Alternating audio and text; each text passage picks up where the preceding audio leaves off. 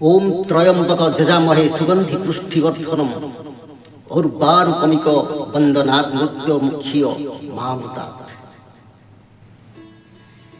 ए हेउछि भगवान महादेवंकर सबुठारु शक्तिशाली मंत्र, जहाँ मनुष्य को समस्त दुख कष्ट एवं रोगरू मुक्ति देता है। ठीक सेमिति महादेवंकर जेते व्रत अछि सबुठारु श्रेष्ठ होउछि महाशिवरात्रि व्रत। किंतु श्रीमद् भागवत गीता अध्याय नंबर 6 श्लोक नंबर 16 रे भगवान श्रीकृष्ण अर्जुन को कहते जे उपवास किंबा व्रत पाई कौनसी बार बा निर्दिष्ट दिन नथाए।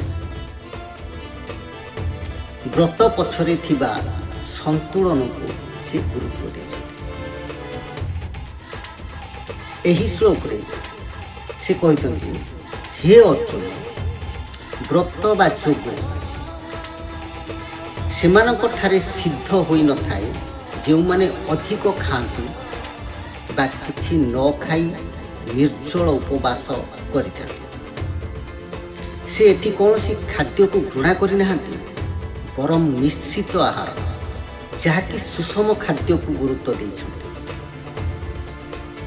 से कहते शरीर को कष्ट दे जो व्रत पालन करा जाए ताहा व्रत नुह, ताहा आपर मूर्खता ही थाए, ताकू तापसी कहा जाए।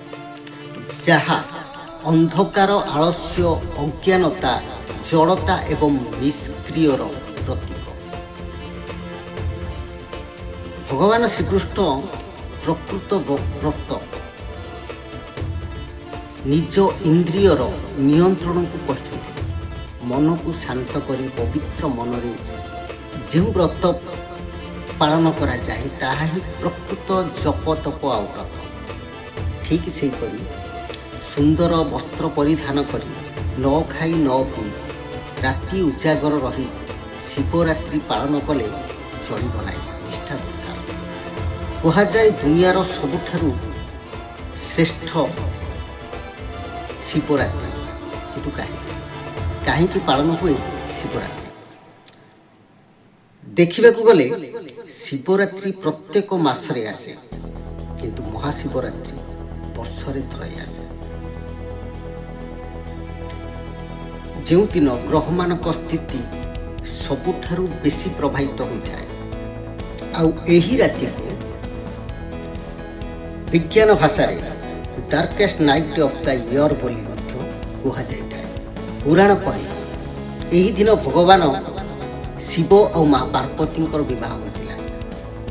यही दिन स्वर्गर स्वयं निराकार परमात्मा पृथ्वी पृष्ठ को ओह्लई आसती अज्ञान रूपक अंधार को विनाश करने।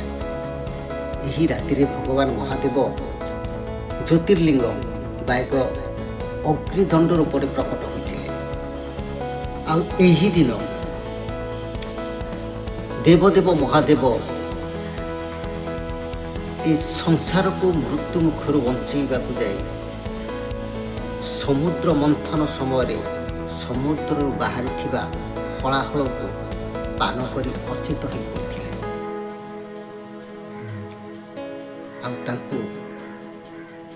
अचेत अवस्था फेरे आने सारा विश्व देवता दानव मानव समस्ते राति उजागर रही भगवान शिवंकर सेवा करथिले। सेही दिन भी थिला महाशिवरात्रि। विज्ञान अनुसार पृथ्वीर उत्तर गोलार्ध एमिति भाव स्थित हुए जहाँ मानव समाज उपरे तार प्रभाव पड़ता है। सूर्य चंद्रंकर स्थिति एमिति भाव रहे कि एक अलौकिक शक्ति धरा पृष्ठ को आसे आ से शक्ति मनुष्यर मेरुदंड दे सीधा मस्तिष्क को प्रभावशाली करता है। यह शोइथिबा अवस्था कार्यकारी करना से ही राति निज शरीर को सीधा रखी उजागर रहिबा आवश्यक।